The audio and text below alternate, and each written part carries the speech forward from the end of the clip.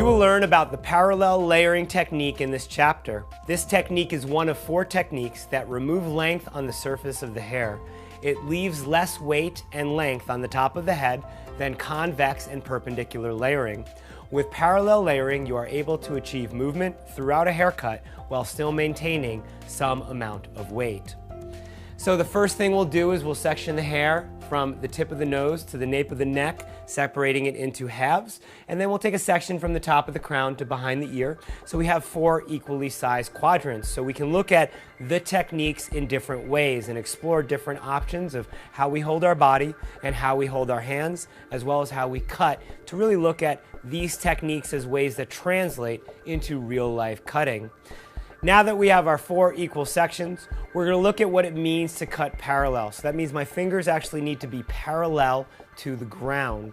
So I'm going to take a vertical section down that center back, and I'm going to elevate that hair all the way up, making sure that my fingers are parallel to the ground, and I'm going to cut very strongly and bluntly through there. And again, I'm using my fingers as a track for the shears. So I'm not just cutting, floating the scissors away from the hair. I'm actually using my fingers as a base for those shears to cut so I can get a nice clean line as I'm working. And I'm working from the tips of my fingers to my second knuckle. Most of the time while I'm cutting, you'll notice I don't cut past my second knuckle because there's very little tension there. So I really want to make an equal and even amount of tension. So as I'm working, taking those vertical sections, I'm over directing the hair all the way back. And as I'm over directing that hair all the way back, I'm going to create a squareness to that parallel layer. So when I take a horizontal section to cross-check it and elevate it at the same elevation I was cutting it, I can see that I have a squareness to my parallel layers. So that means I've kept my corner. And I've kept my corner because my body stayed in the same place. So what that tells us is if my body is in the same place, then I will maintain my corner. If I move my body, then I will actually round that corner out and create more roundness to those parallel layers, which we will explore later. As I work my way to the front, I'm going to explore different ways to cut that parallel layer. So here you'll notice I'm bending my fingers and rounding them out to create a little more softness in that. So it's not such a blunt line. It'll have a slightly more diffuse line. Technique number 2 is actually to point cut the hair. So here I'm just going to point cut using the tips of my shears just to remove some of that initial length. Again, cutting the hair softly. The third technique I want to explore to even remove more density and softness at that length is actually to cut from the inside out. So here we have 3 variations to look at, different ways to cut the length to create more softness. So the first one, that roundness, is just going to create a little bit of softness. The point cutting will create a little more softness, and then carving out will actually create a little more softness so that when that hair falls, I'm not just looking at length, I'm also looking at some of those end density. So as we move our way to the back left-hand quadrant, I want to explore some different sectioning.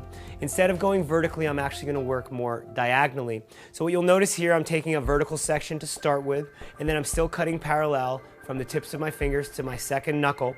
But as I work, instead of working vertically, I'm going to pivot from that center section. And as I pivot, I'm going to walk my body around. So I'm creating a pivoting round parallel layer, and we'll check to see exactly what happens when it's all done. We'll see what the cross check looks like.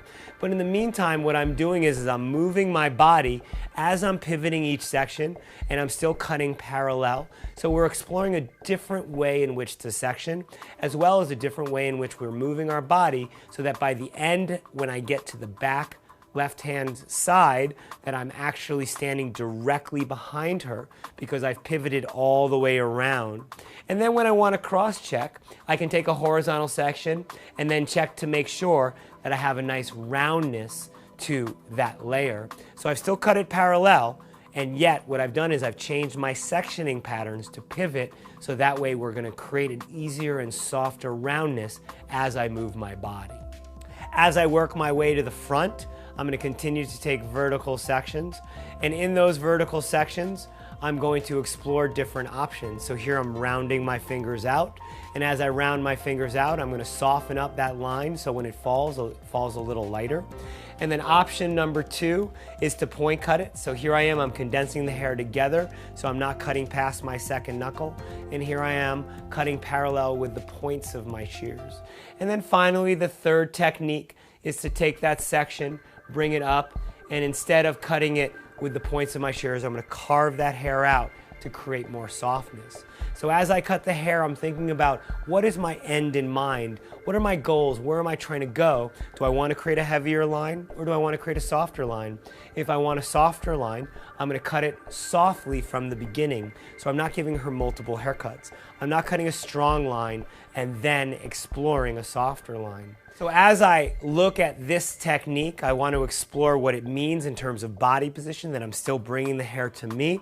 I'm still elevating the hair up. The head position doesn't need to move because I'm able to bring the hair where I need it to be without moving it around. But I'm still cutting with my elbows down. I'm nice and relaxed. And I'm cutting softly using my body to control the shape. I know that if I keep my body in the same place, that we will end up having a corner. And if I move my body, then I will actually have a rounder shape. And then I can also look at different ways to cut from more blunt to more soft, whether I'm rounding my fingers or point cutting to create more softness.